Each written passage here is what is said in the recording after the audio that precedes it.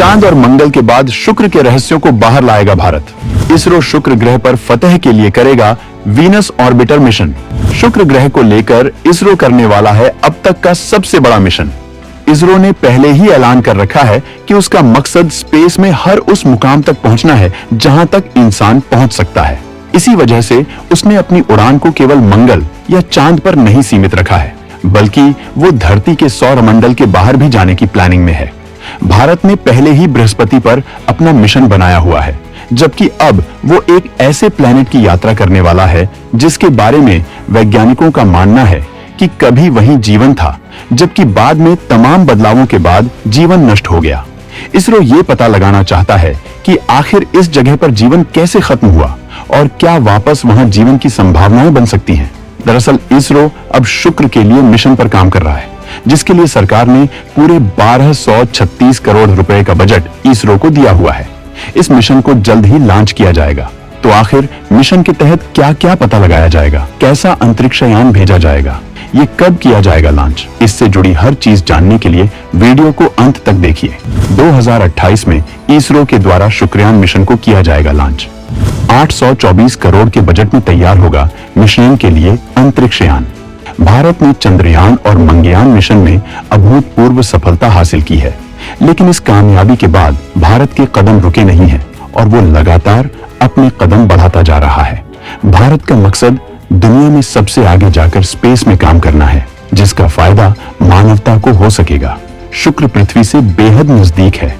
इसकी स्टडी से कई ऐसी जानकारियां मिलेंगी जिनसे दुनिया स्पेस से जुड़ी अपनी तमाम संभावनाओं को तलाश सकेगी। भारत अंतरिक्ष में अपनी धमक कायम करने के लिए प्रोएक्टिव तरीके से काम कर रही है और मोदी कैबिनेट ने शुक्रयान यानी वीनस ऑर्बिटर मिशन को हरी झंडी दे दी है। इस मिशन में एक खास स्पेसक्राफ्ट तैयार किया जाएगा जो सिर्फ शुक्र ग्रह की स्टडी के लिए उसके चारों तरफ चक्कर लगाएगा, जिससे कि शुक्र ग्रह की सतह, इसका वायुमंडल और उस पर सूरज के प्रभाव को समझा जा सकेगा। वैज्ञानिकों का मानना है कि एक वक्त में शुक्र ग्रह रहने के काबिल था, लेकिन फिर वो बदल गया। इसरो इस बदलाव की गहरी स्टडी करना चाहता है, जिससे कि इन तमाम खोजों के जरिए मिलने वाली जानकारियों का इस्तेमाल मानवता के बचाव और दूसरे ग्रहों में जीवन की तलाश में किया जा सके।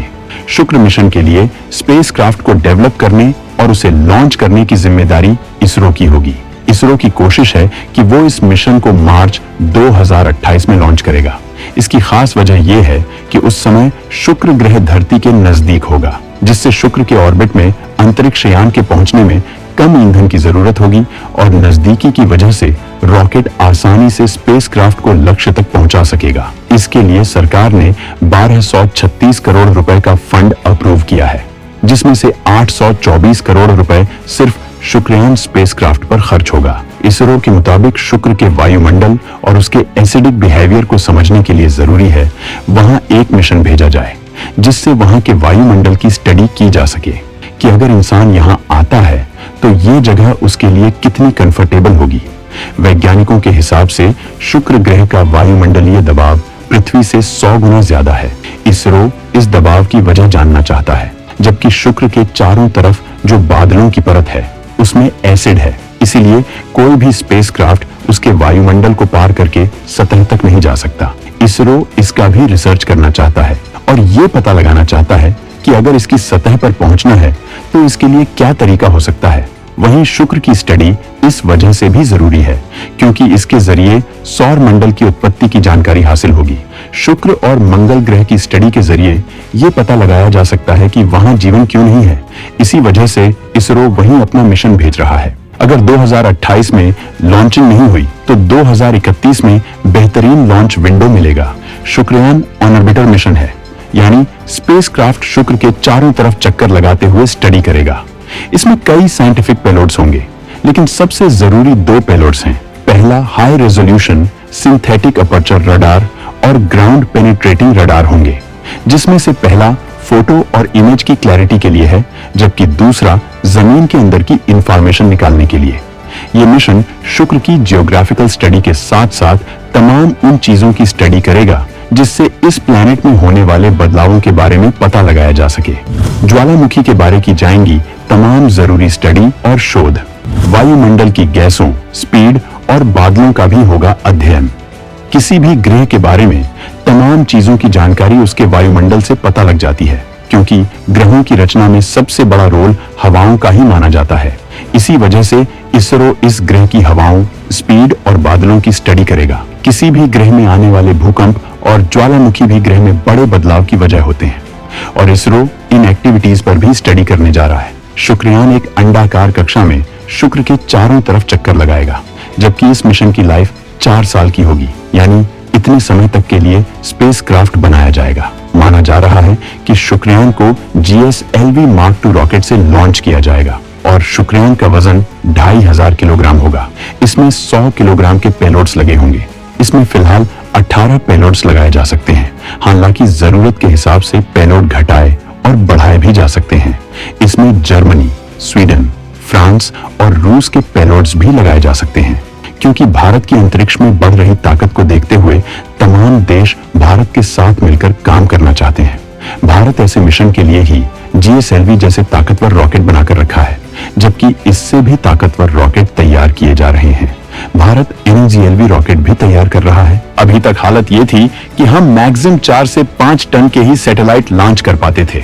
हमारे पास भारी लॉन्चिंग के लिए LVM-3 और GSLV जैसे रॉकेट हैं, लेकिन सूर्य NGLV जैसे रॉकेट के लॉन्च होने के बाद अब हम लोअर अर्थ ऑर्बिट तक 30 टन का रॉकेट ले जाने में सक्षम होंगे, जबकि जियोस्टेशनरी ट्रांसफर ऑन ऑर्बिट तक 10 टन का पेलोड ले जाने में सक्षम हो जाएंगे, जो इस मामले में बहुत बड़ी क्षमता साबित होगी और भारी पेलोड की लॉन्चिंग में बवाल साबित होगी। इस रॉकेट की क्षमता भारत को मंगल से आगे अंतरिक्ष की ऊंची उड़ान भरने में गेम चेंजर साबित होगी। ये रॉकेट रियूजेबल होगा, जिससे रॉकेट के प्रोडक्शन में खर्च कम होगा और लॉन्चिंग की लागत कम करने के इसरो के मिशन में इसके जरिए बड़ी कामयाबी मिलेगी। इसमें तमाम ऐसी तकनीकियों का इस्तेमाल किया गया है जिससे इसके कंपोनेंट को दोबारा यूज किया जा सके और इसकी लैंडिंग में इसे नष्ट होने से बचाया जा सके। आजकल पूरी दुनिया इस तकनीक पर जोर दे रही है, जिससे स्पेस प्रोग्राम के खर्चे और लगने वाले वक्त को कम किया जा सके। इसरो ने इसमें अपने मजबूत कदम इस रॉकेट के जरिए बढ़ा दिए हैं। इस बाहुबली रॉकेट की लंबाई 92 मीटर होगी, जबकि इसका वजन 1094 टन होगा, जो इसे भारी पेलोड के लिए सक्षम बनाएगा। इसके अलावा इसमें ऐसे मजबूत एवियोनिक्स का इस्तेमाल किया जा रहा है जिससे इसे धरती से ऑन परेड करने, इसे हैंडल करने और कंट्रोल करने में बेहद आसानी होगी। इसमें डिस्ट्रीब्यूटेड एवियोनिक्स का इस्तेमाल किया गया है। अगर हम एवियोनिक्स की बात करें तो ये वो इलेक्ट्रॉनिक सिस्टम होता है जो विमानों, रॉकेट, सैटेलाइट्स और मिसाइलों को कंट्रोल करने के लिए इनमें बिल्ट किया जाता है। इस रॉकेट की इस क्षमता की वजह से किसी भी मिशन के सक्सेस रेट में काफी ज्यादा इजाफा हो जाता है। मतलब मिशन की नाकामी का कोई चांस नहीं बचता है। लेकिन भारत के कदम यहीं रुकने वाले नहीं हैं। भारत को अपने बड़े मिशन के लिए इससे भी ताकतवर रॉकेट की जरूरत पड़ेगी और इसरो इसके लिए तैयारियां कर चुका है। पूरी प्लानिंग के साथ वो एक एक कदम आगे बढ़ा रहा है। तो दोस्तों, भारत के शुक्र मिशन के बारे में जानकर आपको कैसा लगा, कमेंट में जरूर बताएं।